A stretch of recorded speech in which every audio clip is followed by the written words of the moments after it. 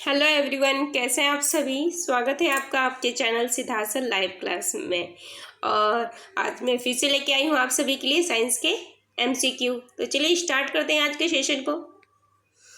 अगर आप चैनल पे नए हैं तो चैनल को सब्सक्राइब कीजिएगा, बेल आइकन को ऑन कीजिएगा। अगर वीडियो पसंद आए तो उसे लाइक कीजिए, अपने दोस्तों के साथ शेयर कीजिए। चलिए स्टार्ट करते हैं।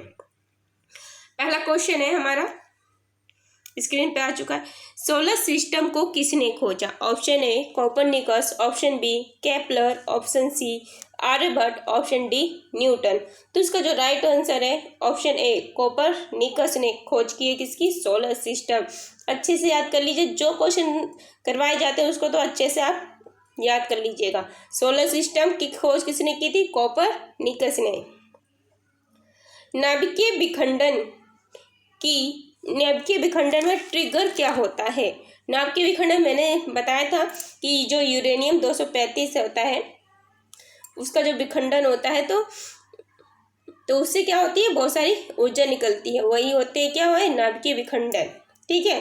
तो जो बम बनाने का जो प्रयोग होता है, बम में क्या होता है? नाभिकीय विखंडन करवाया जाता है। ठीक है। तो इसकी में नाभिकीय विखंडन में ट्रिगर क्या होता है?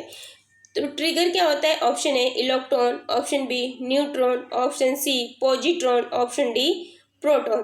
तो राइट आंसर है इसका ऑप्शन बी, इसमें होता है न्यूट्रॉन। क्वांटम सिद्धांत किसने दिया था?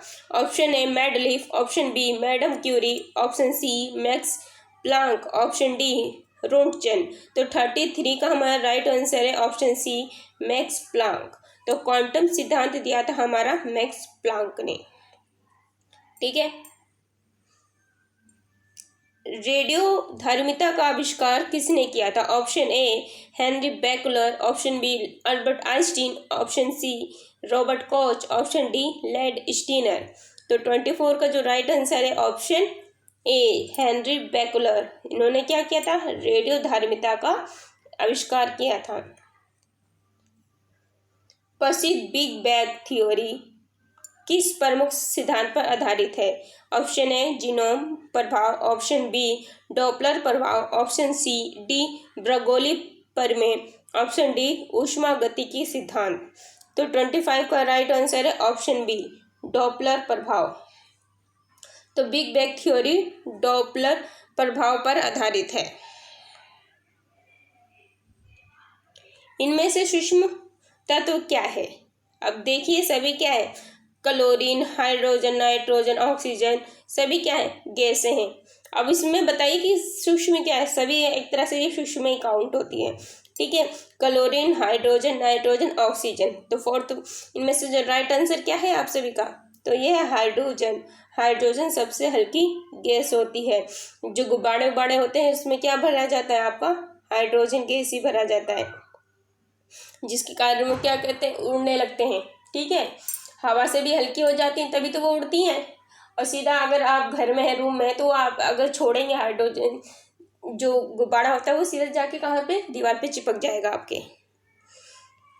भारत का प्रथम परमाणु रिएक्टर किस नाम से जाना जाता है? Option A Trombay, option B Apsara, option C Agni, option D नाग। तो ये प्रथम है, ये तो और भी मोस्ट इम्पोर्टेंट हो जाता है आप सभी के लिए। भारत का प्रथम परमाणु रिएक्टर क्या है? 27 का राइट आंसर ऑप्शन बी अप्सरा। तो भारत का प्रथम परमाणु रिएक्टर अप्सरा नाम से जाना जाता है। इलेक्ट्रॉन के आवेश का निर्धारण किसने किया था? Option A Chadwick, option B Thomson, option C Newton, option D Millikan. तो इसका जो राइट आंसर है 28 का ऑप्शन बी थॉमसन। तो इलेक्ट्रॉन के आवेश का निर्धारण थॉमसन ने किया था कि वो ऋणात्मक या धनात्मक। तो क्या होता है, पहले इलेक्ट्रॉन को जान लेते हैं। तो इलेक्ट्रॉन की खोज कब हुई थी? इलेक्ट्रॉन की खोज 1897 में हुई थी।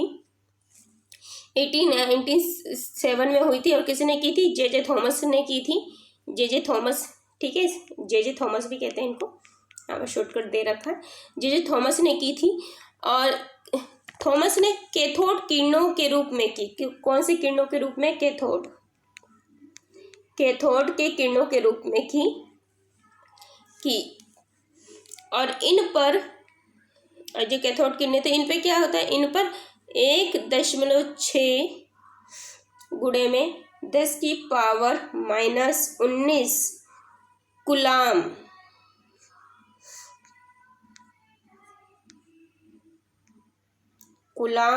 का ऋणात्मक आवेश होता है। इतने कूलाम का क्या होता है? ऋणात्मक आवेश होता है इनका, ठीक है।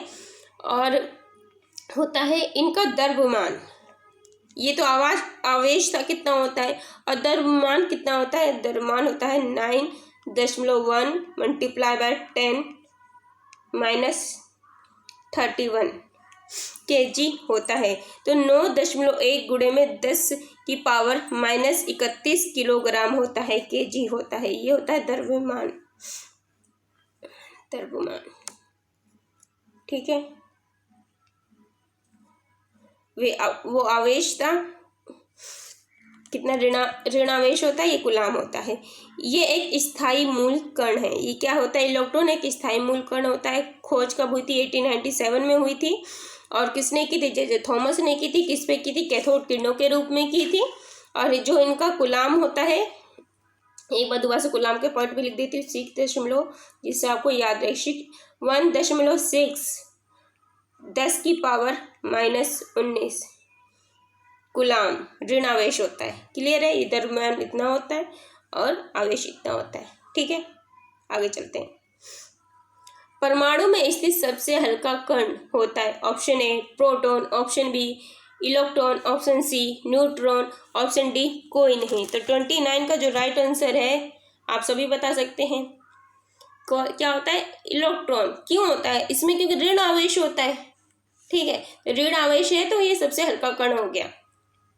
क्लियर है?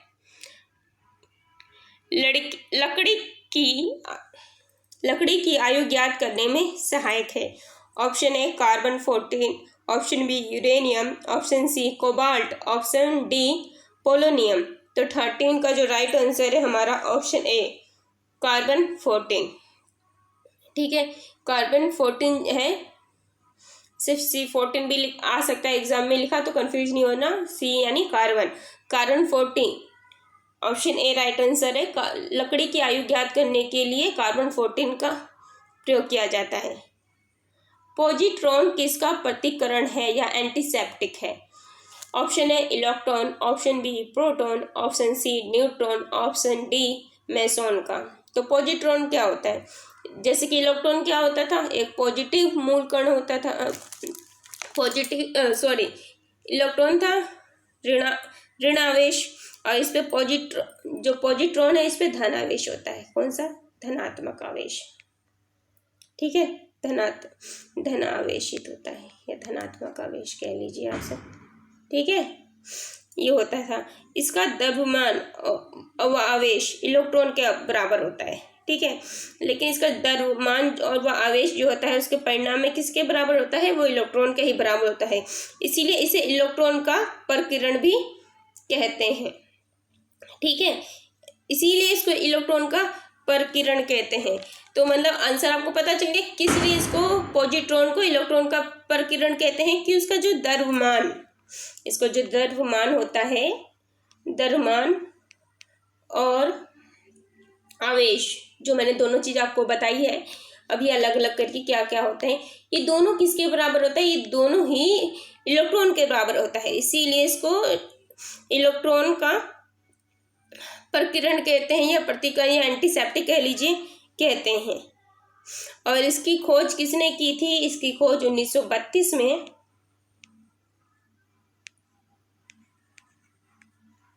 एडरसन ने की थी। इसकी खोज 1932 में एडरसन ने की थी। अब इस क्वेश्चन का आपको राइट आंसर भी मिल गया होगा, कि ऑप्शन एक बार बता देती हूँ। ऑप्शन जैसे कि option A electron, option B proton, option C neutron, option D meson. तो राइट आंसर है इलेक्ट्रॉन। पॉजिट्रॉन किसका प्रतिकरण होता है? इलेक्ट्रॉन का। रीजन बता चुकी हूँ कि द्रव्यमान और आवेश का जो परिणाम होता है वो बराबर होता है किसके? इलेक्ट्रॉन के।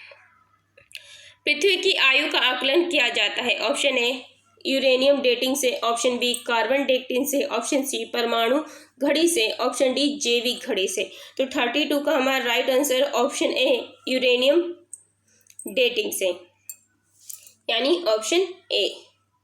गामा किरणों की खोज किसने की? Option A Rutherford, option B Paul Villard, option C Roentgen, option D Becquerel. तो 33 का जो राइट आंसर है ऑप्शन बी पॉल बिलियार्ड। जीवाश्म की आयु का निर्धारण किसके द्वारा होता है? Option A radio carbon dating से, ऑप्शन बी यूरेनियम डेटिंग से, ऑप्शन सी परमाणु डेटिंग से, ऑप्शन डी इनमें से कोई नहीं। तो 34 का ऑप्शन ए है रेडियो कार्बन डेटिंग से। पोलोनियम की खोज किसने की? Option A Rutherford, option B Henri Becquerel, option C Marie Curie, option D Roentgen. 35 का जो राइट आंसर है ऑप्शन सी मैरी क्यूरी। तो पोलोनियम की खोज किसने की थी? मैरी क्यूरी ने, ऑप्शन सी। अक्रिय गैसों की खोज का श्रेय किसे जाता है? Option A Priestley, option B Ramsay, option C Scheele को, ऑप्शन डी कैवेंडिश को। तो 36 का जो राइट आंसर है हमारा ऑप्शन बी रैमजे। अक्रिय गैस खोज करने का श्रेय रैमजे को जाता है। डायनामाइट बनाने में किस गैस का प्रयोग किया जाता है? Option A nitroglycerine, option B पॉलीकमल, ऑप्शन सी लेटिकमल, ऑप्शन डी मेलोइकमल। तो इसका जो राइट आंसर है 37 का नाइट्रोग्लिसरीन। और डायनामाइट का आविष्कार किसने किया था? बताया है मैंने कल के वीडियो में, अल्फ्रेड नोबल। अल्फ्रेड नोबल, ठीक है। और जो उन्होंने डायनामाइट से जो भी कुछ मिला इन्हें, उन्होंने इसको नोबेल पुरस्कार के रूप में अब हर वर्ष सबको दिया जाता है। शांति के पुरस्कार के रूप में, चिकित्सा के पुरस्कार के रूप में, रसायन के पुरस्कार के रूप में, साहित्य के पुरस्कार के रूप में, अवसाद के पुरस्कार के रूप में ये प्रोवाइड किया जाता है। इनकी जो वसीयत थी इन्होंने नोबेल पुरस्कार के रूप में लोगों को दिया जाता है, ठीक है। अमाउंट निर्धारित नहीं है, अमाउंट मतलब कुछ भी हो सकता है, ठीक है। स्टार्टिंग में कुछ था, हमेशा ये चेंज होता रहता है। हाइड्रोजन बम किसने विकसित किया? Option A Werner von Braun ने, option B J Robert Oppenheimer ने, ऑप्शन सी एडवर्ड टेलर ने, ऑप्शन डी सैमुअल कोहेन ने। तो 38 का जो राइट आंसर है ऑप्शन डी सैमुअल कोहेन ने।